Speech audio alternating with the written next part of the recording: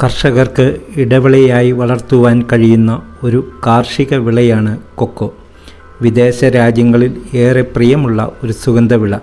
മിഠായികൾ, കേക്കുകൾ തുടങ്ങി വിവിധതരം ഭക്ഷണ പദാർത്ഥങ്ങളുടെ രുചിക്കൂട്ടിനായി കൊക്കോ ഉപയോഗിക്കുന്നുണ്ട്.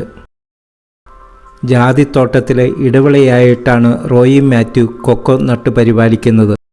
കൃഷി ചെയ്ത് വന്നപ്പോൾ ആദ്യത്തെ ഒരു 10 വർഷത്തേക്ക് ആദായം ഇല്ലാത്തൊരവസ്ഥ വരികയും അങ്ങനെ വന്നപ്പോൾ ഞാൻ എൻ്റെ പല സുഹൃത്തുക്കളുമായി ആലോചിക്കുകയും ഗാന്ധിജി സ്റ്റഡി സെൻറ്ററിൻ്റെ പ്രോഗ്രാം ഓഫീസറായിരിക്കുന്ന റിട്ടയർഡ് കൃഷി വകുപ്പ് ഉദ്യോഗസ്ഥനായ ജോർജ് സാറുമായിട്ടൊക്കെ ആലോചിച്ചപ്പോൾ അദ്ദേഹം പറഞ്ഞു കൊക്കോ അതിന് ഇടപെടലായിട്ട് കൃഷി ചെയ്യാൻ. ഞാൻ നാട് നീളെയൊക്കെ അന്വേഷിച്ചപ്പോൾ കൊക്കോ ആരും ചെയ്തു കണ്ടിട്ടില്ല. എങ്കിലും ഒരു പരീക്ഷണം എന്ന നിലയിൽ കൊക്കോ ഞാൻ ജാതിക്ക് ഇടപെടലായിട്ട് കൃഷി ചെയ്തു.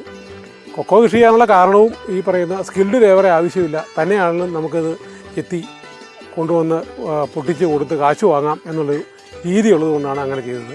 എന്തായാലും കൊക്കോ കൃഷി ഈ റബ്ബറിൻ്റെ വില താഴ്ന്ന സമയത്ത് ഒരു താങ്ങായി എനിക്ക് അനുഭവപ്പെട്ടു എന്ന് പറയുന്നതിൽ വളരെയധികം സന്തോഷമുണ്ട്.